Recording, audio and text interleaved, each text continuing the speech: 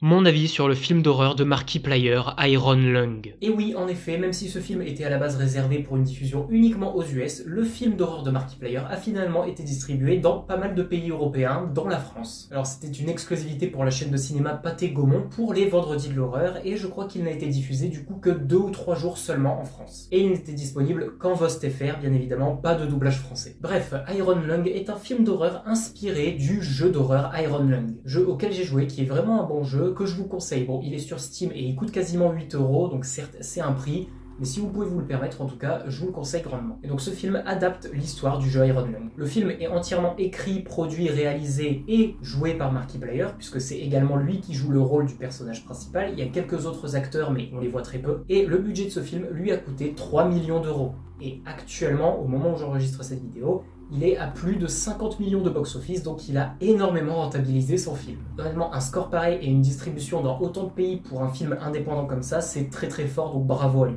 Maintenant, parlons du film. Et pour ceux qui n'ont pas encore vu le film, bien évidemment, si vous souhaitez aller le voir, je vous conseille de quitter la vidéo maintenant, puisque je vais bien évidemment spoiler énormément d'éléments de l'intrigue et du scénario du film. Bon, du coup, c'est bel et bien une adaptation du jeu, du coup, vous comprenez très vite que le personnage principal, Markiplier, est en réalité quelqu'un qui a commis un crime et qui est donc un détenu. C'est un prisonnier qui est envoyé en mission dans un sous-marin, une mission considérée comme dangereuse, sur une planète qui ne contient qu'une seule et unique chose, un océan de sang. Pourquoi cela? Eh bien, on apprend qu'il y a eu un événement destructeur dans l'univers appelé le Rapt silencieux, ou le Quiet Rapt comme il l'appelle. L'événement n'est pas énormément décrit, donc on ne sait pas comment ça s'est passé, mais en gros, c'est un événement qui a fait disparaître la quasi-totalité des planètes et des étoiles de l'univers. Pas seulement du système solaire, vraiment de l'univers entier. Du coup, il ne reste que très peu d'humains en vie, et tous ces humains vivent dans des stations spatiales en orbite dans l'espace, puisqu'ils ne trouvent pas de planète habitable. Et du coup, lorsqu'il découvre des nouvelles planètes, il mène des recherches dessus. Et c'est pour ça que du coup, dans cet océan de sang, Markiplier est envoyé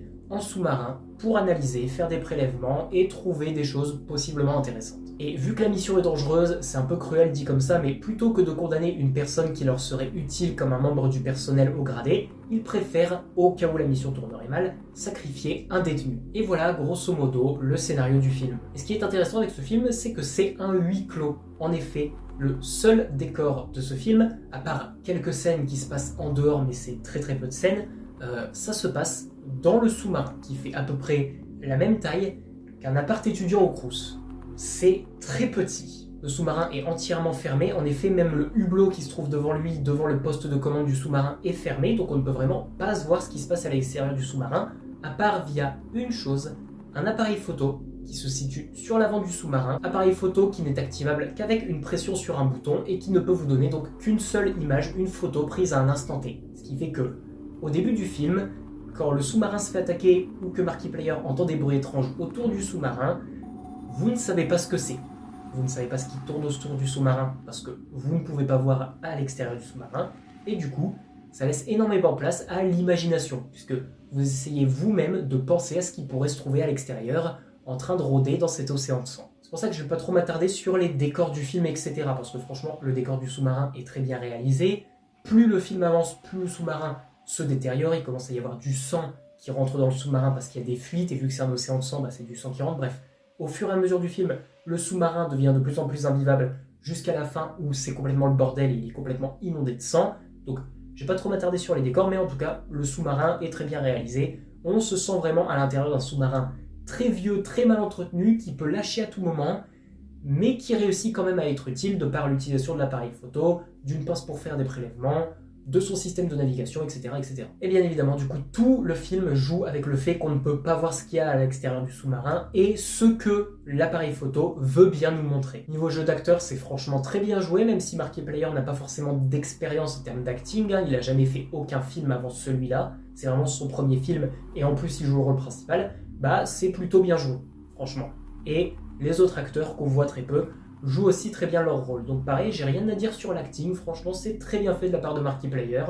Franchement, il a très bien réussi son rôle. Je vais pas trop parler de l'histoire non plus, parce que ça raconte quand même pas mal l'histoire du jeu Iron Lung en soi, c'est vraiment une adaptation, mais en gros, il y a énormément de mystères sur cette planète. Notamment le fait qu'à un moment, via son appareil photo, Markiplier retrouve un ancien sous-marin d'une ancienne expédition, alors que ses supérieurs lui avaient affirmé qu'il était le premier à s'y rendre, alors qu'en fait ils lui ont juste menti pour lui cacher le fait que l'expédition précédente c'était relativement mal terminé, et que donc en réalité ils étaient parfaitement au courant qu'il y a des trucs qui rôdent dans cet océan de sang, des trucs qui sont agressifs et qui peuvent être dangereux. Mais ils ne lui ont bien évidemment rien dit, il faisait comme s'il découvrait tout. Au fur et à mesure du film, Markiplier commence donc à comprendre qu'il y a quelque chose qui ne va pas. Ça commence par des photos qu'il prend d'un squelette d'une immense créature, mais que quelque chose rôde autour de ce squelette. Il va de plus en plus le comprendre, notamment lorsqu'il va se faire attaquer, lorsqu'il va trouver les données contenues dans le sous-marin de la précédente expédition, et surtout, lorsqu'il va prendre en photo la créature qui le pourchasse. Donc oui, même si c'est que sur 2 photos seulement dans le film, on voit bel et bien à un moment la créature. Ça me dérange pas, ça casse pas pour autant l'immersion du fait d'essayer d'imaginer la créature, parce que franchement, le design est très bien réussi, et ça colle avec le squelette qu'il a pris en photo. On comprend du coup que ces créatures vivaient ici, et que ce qu'il a trouvé c'était un squelette, mais qu'il y en a bel et bien une encore vivante dans l'océan. Et bien évidemment, vous vous en doutez, mais le sort de Markiplier était plus ou moins déjà scellé lorsqu'il est descendu pour la première fois avec son sous-marin, mais bien évidemment, vous vous en doutez, il ne remontera pas à la surface, tout comme l'expédition précédente. Il arrivera cependant à sauver les données de son expédition et les données de l'expédition précédente qu'il avait réussi à retrouver, à les accrocher à un gilet de sauvetage avant que son sous-marin ne coule définitivement et qu'il meure du coup noyé dans cet océan de sang. Puisque à la fin du film, on voit la boîte noire de son sous-marin remonter, car il l'avait attaché à un gilet de sauvetage, et une lumière d'une sorte de vaisseau spatial qui viendrait les récupérer du coup. À la fin, son sous-marin, complètement endommagé par les différentes attaques qu'il a subies de la part de la créature, finit par complètement se remplir de sang,